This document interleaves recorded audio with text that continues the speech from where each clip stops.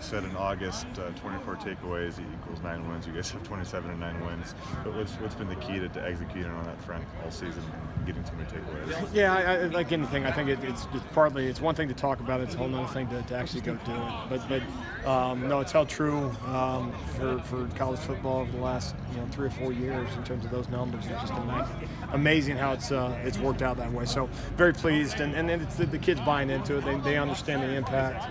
I think as you practice it every day, it's how we finish plays in practice.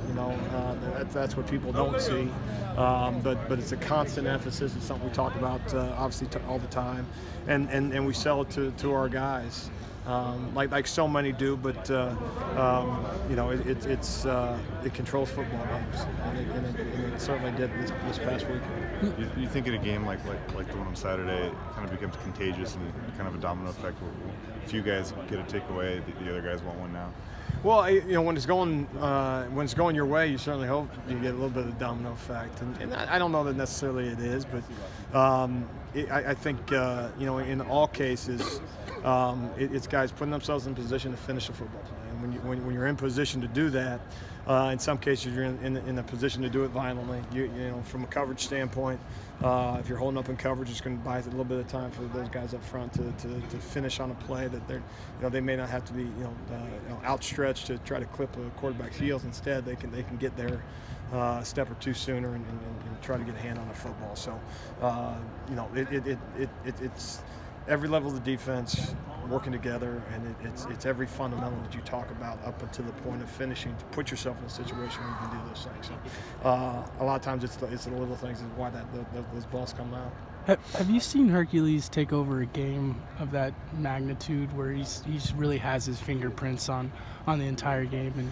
Well, and I don't know if I've been around too many guys that have had a game like he had this past weekend. That when the game's going on, you're not maybe completely cognizant of exactly who's making the play every time, and then you turn on the video or you see the stat sheet after, and it certainly is an eye-opener, and that he has the capability of doing that.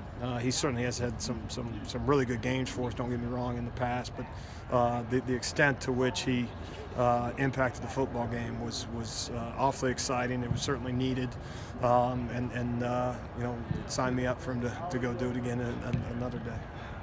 You said before the Utah game that you were rolling with your guys at linebacker, that they've grown and that you guys are completely comfortable with them. Now having Isaac back, is it nice to have these young guys with the experience and then to have the senior that's been there and done it as well with them? Without question, and I'm excited for Isaac that he's getting an opportunity to finish off his senior year. Anytime guys are out with injuries, you feel for them, and obviously, believe me, selfishly, I feel for me and the rest of the guys too. But specifically to the individual, because they put so much time and effort into the thing. So just real excited to have him back, and without question, there's one more guy out there that has a comfort level in all the things that we're trying to do. He's played a lot of football for us, and every rep he's in is one less rep for somebody else, and so you get a little bit more of a rotation, which can be a really good thing. Yeah. Does it almost feel like Isaac is sort of carrying the torch for those other two senior linebackers who I'm sure wanted to be playing their last applicant, and he has a chance to do it after maybe possibly thinking he wasn't going to play this season? Yeah, and I think for him to just be dying to get back out there with the guys, and that's everything that's right about the sport, everything right about a team sport, and just speaks to just speaks to a guy that you talk about being all into the Washington State football program. You can't have enough of those guys, and so I'm thrilled for him, and obviously thrilled for us.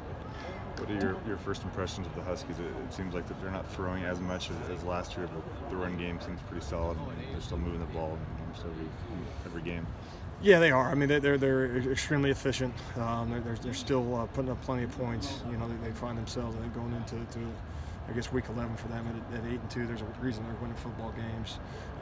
They put a lot of stress on you defensively, formations and whatnot. Quite frankly, we haven't played very well against those guys.